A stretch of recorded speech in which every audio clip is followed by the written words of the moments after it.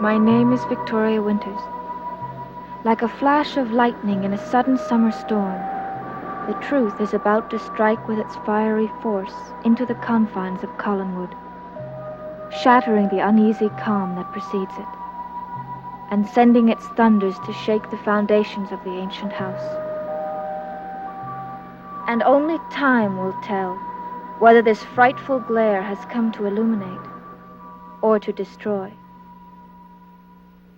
I'll ask the usual questions, and you'll give the usual answers. Then, Jason, you'll slip on the ring, and after a few minutes, it'll all be over. Ah, no. It'll be the beginning of our happiness. Happiness. Now, if you will just join hands.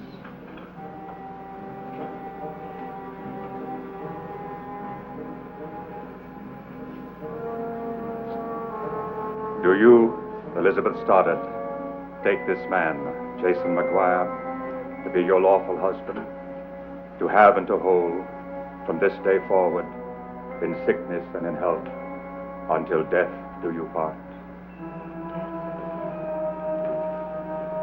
Answer, I do, dear. Answer? Say simply, I do. Liz? I know. Liz? No, I can't. Leave her alone. Wait. Elizabeth, what is it?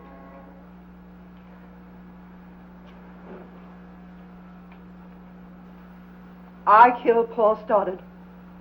And that man was my accomplice.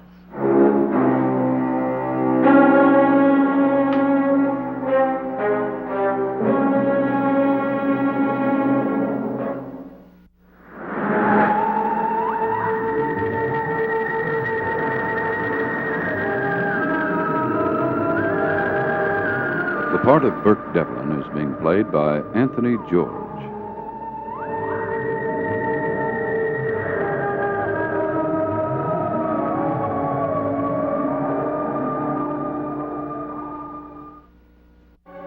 Elizabeth, you don't know what you're talking about.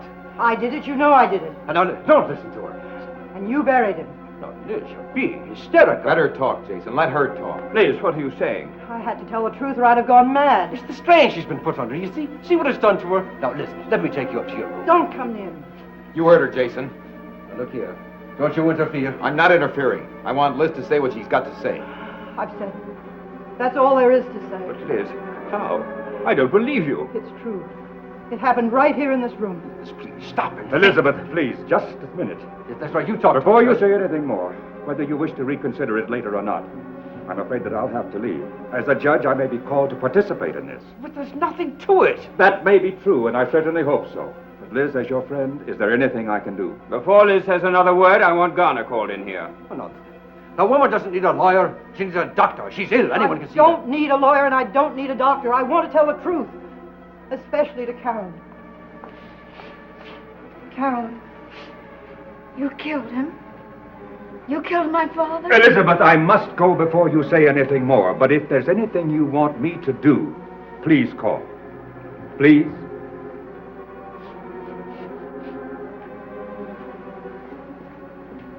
Well, now we must all try to be very calm. I almost killed him. What? Carolyn, what are you talking about? Jason. I was standing right there. I was going to shoot him. You were going to shoot him? I couldn't let you marry him. I had my finger on the trigger. No. Liz seems to have done you a favor. If you hadn't stopped the wedding, you probably would be dead now. But I haven't done anything wrong. Wrong. You said you were going to help me. And you buried him. And then came back to blackmail me. Can't you see this is hysteria? Sheer hysteria. Tell them, Mrs. Stoddard, it'll be better that way. You killed my father. I couldn't help it. Why? He was going to leave. No. No, that wasn't the reason. Liz, maybe you, Carolyn, and I should go up in the study if you want to talk. No. I want Jason to know I'm telling the truth at last. Vicky already knows. Vicky, that was a secret you had no right to keep. This man has been blackmailing my sister. I swore her to secrecy. If she'd told, I would have denied it and sent her away. She had no choice. I wanted to tell. You don't know how often. Well, I'm sorry, but I have no interest in staying here any longer listening to these absurdities. Jason! I'm afraid you're going to have to. Anyone who knows Elizabeth would know that she's incapable of murder. That isn't true. I was ready to kill.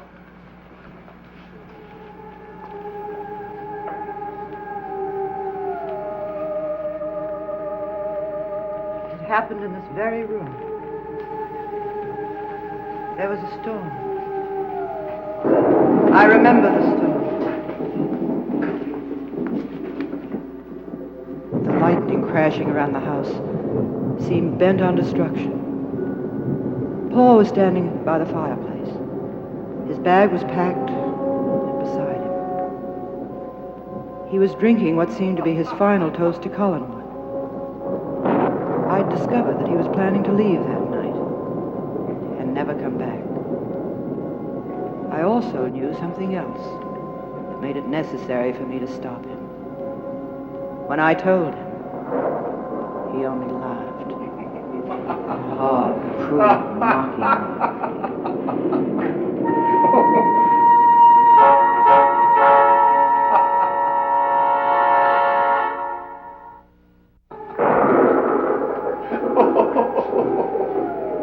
How well I knew that laugh. How often I'd heard it.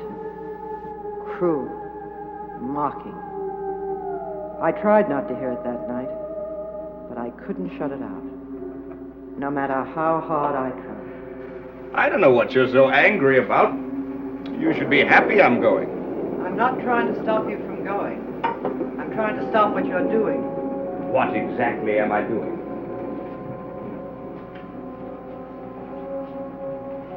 I know what's in the suitcase. You do? What's in the suitcase? Bonds, jewelry, worth a fortune. You exaggerate. I know what's kept in the safe in the study, so I know exactly what's in the suitcase. Well, let's just call it a settlement. I can't let you take it. You can go if you want to, but that suitcase stays here. You're the one who's always said that I have an unnatural avarice. And now you say you'll do anything for the sake of hanging on to a little bit of money. It's far from a little bit. Not compared to the Collins fortune. It's part of the Collins family money, and you know it. Yes. I'm your husband. I'm only taking what's mine. It isn't yours. Oh, all right, so some of it's yours. Now, you were never interested in money anyway. At least that's what you always said. You're taking what belongs to Carolyn. A parting gift to her father. She'll never miss it. You're right, she'll never miss it. Because I'm not going to let you take it. Tell her it's a small payment for having to put up with her for the past 2 years. You are cruel. Liz, it's getting late. I'd like nothing more than a homey evening by the fireside discussing domestic matters, but I have an appointment. I know. You're expecting your friend, Jason McGuire. Liz, you've been snooping. He's found a way to transfer the bonds and sell the jewelry. Well, I must admit, Jason's a very capable man with indispensable connections. If I don't stop you, the police will. You'll never tell them. Won't I? No. No, you'll do anything to avoid a scandal. Anything that might tarnish the family name. Don't be too sure of that. Even if you did, what would it prove? I'm your husband. I'm performing a transaction at your request. No one will believe you. Liz, dear. You know better than anyone how persuasive I can be. And now, goodbye. Put down that suitcase. I warn you. I'm sorry, I don't have time to listen. I'm serious, Paul. I've never been more serious in my life. And you never looked more ridiculous. I've had more than I can stand. So have I. Don't come one step nearer. If I do, you're going to be very sorry. I mean it. And so do I. Now listen, I don't want to hurt you our very last night, so put that thing down. I can't let you take what rightfully belongs to Carolyn. I'm not interested in Carolyn. I'm leaving.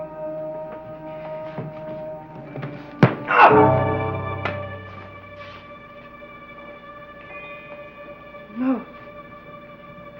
No.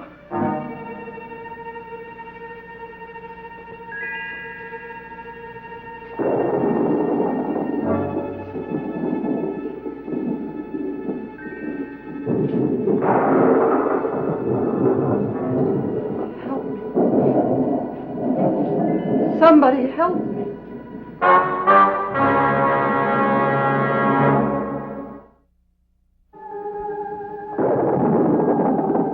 I saw the blood gushing from the back of his head. I ran from the room. I didn't know what to do.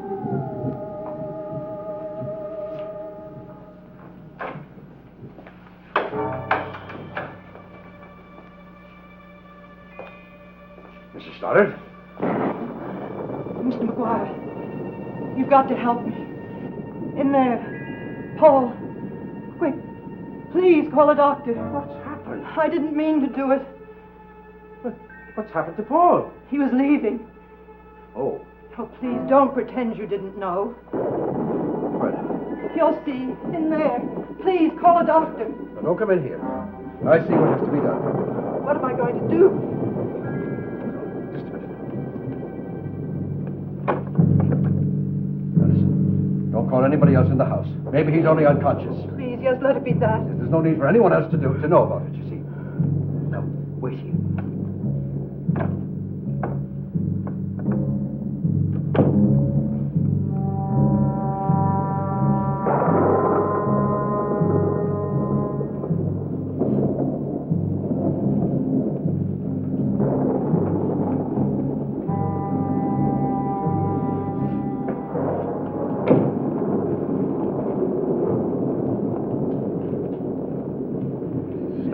Did you call a doctor?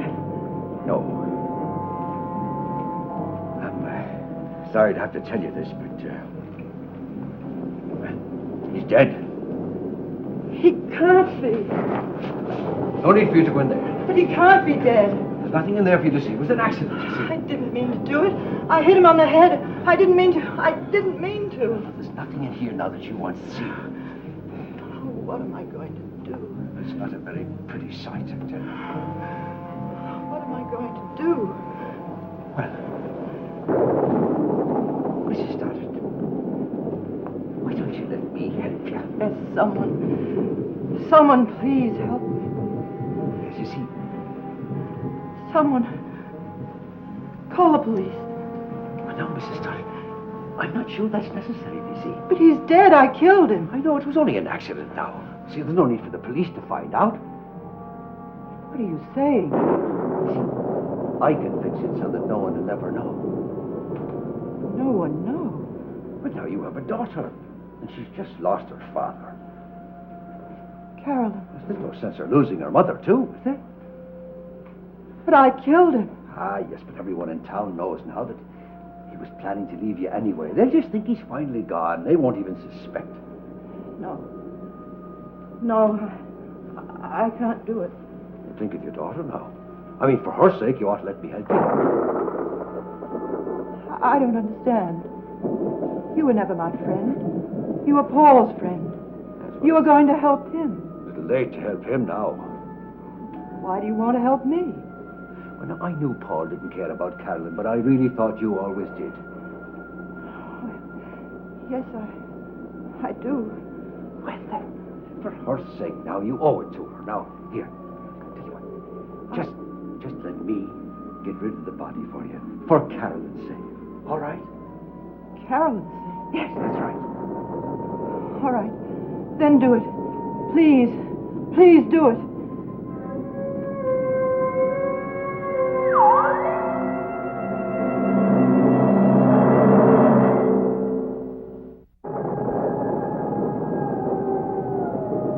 Jason decided that Paul would be buried in the basement. I told him where he could find an old and empty trunk. He told me, stand guard in the foyer, to make sure no one interrupted his work. I remember the lightning. I remember the thunder. I remember wishing that the whole house would be destroyed, and me with it. He took the trunk to the basement, and then the body. He dug a hole. He poured ink over the blood stain on the carpet. I was to use this as a pretext for having the carpet removed. I had old Matthew burn it with some rubbish 2 weeks later. But that night I waited, and I watched, and I wished for the lightning to strike. But it didn't strike. Finally, Jason came back upstairs.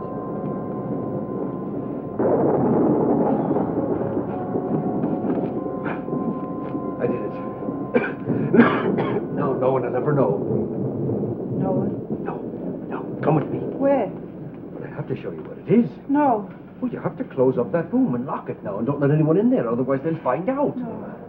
You lock it. You do it. And then give me the key. No, no, no. I have to show you what it is, so that you'll know. You'll know I did my work. Now, come on. Must I? Yes, ma'am. You must.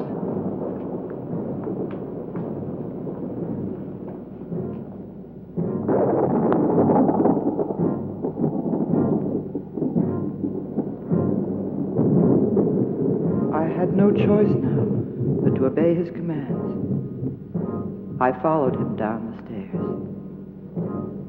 not seeing where I was going, not thinking of what I was doing. Even there, I could hear the storm raging.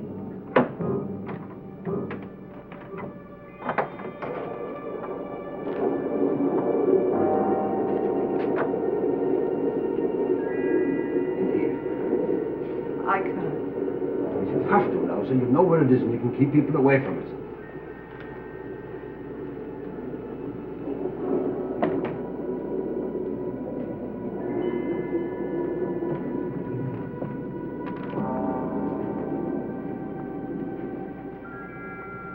There. No. Nobody knows but the two of us. Only the two of us? And you can just tell people that he ran off, went away. Gone. Gone. He's gone. Oh, I didn't mean to do it. I swear I didn't. Now, don't worry, Mrs. Starrett. You're going to be all right now. The important thing to remember is that I helped you. Now, come on. It's time to lock the door for good.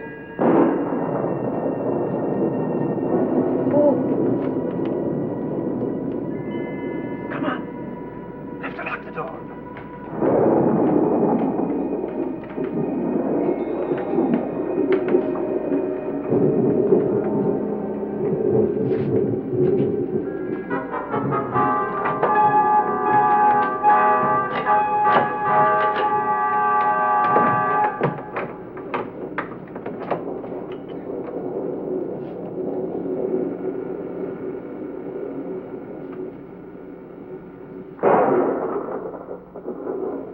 I looked at the key I held in my hand, and I knew that from that moment on, I was a prisoner of Collinwood forever.